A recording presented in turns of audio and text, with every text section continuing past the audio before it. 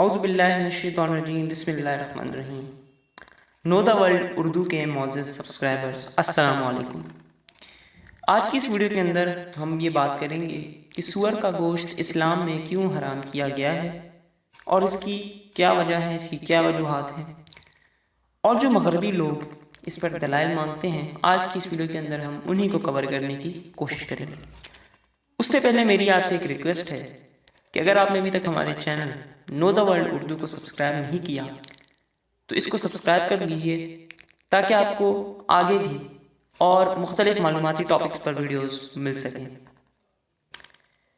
قرآن مجید میں 4 مقامات پر سور کا گوشت کھانا حرام قرار دیا گیا ہے۔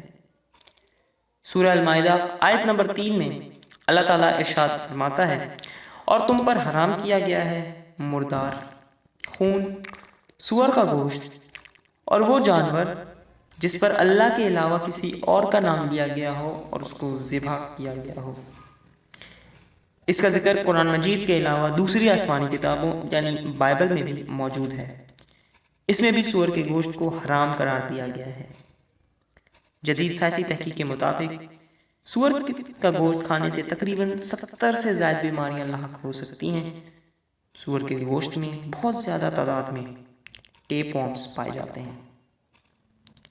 ٹیپ ورمز انسانوں کے لیے بہت زیادہ خطرناک ہیں۔ یہ انسانی ہاتھوں میں رہتے ہیں اور انڈے بھی دیتے ہیں۔ اگر یہ انڈے خون کی گردش کے ساتھ انسان کے کسی بھی حصے میں پہنچ جائیں تو بہت زیادہ نقصان پہنچا سکتے ہیں، جس میں دل، آنکھ، دماغ اور جگر شامل ہیں۔ مجھے امید ہے کہ آج کی ہماری ویڈیو آپ کے لیے بہت زیادہ معلوماتی اور انفارمیٹیو رہی ہوگی۔ اگر آپ اسی طرح فیوچر میں بھی اور ویڈیوز دیکھنا چاہتے ہیں تو ہمارے channel know the world Urdu کو سبسکرائب کر لیجئے اور بیل آئیکن پہ لازمی کلک کیجئے گا تاکہ آپ کو ہر نئی ویڈیو کا نوٹیفیکیشن مل سکے۔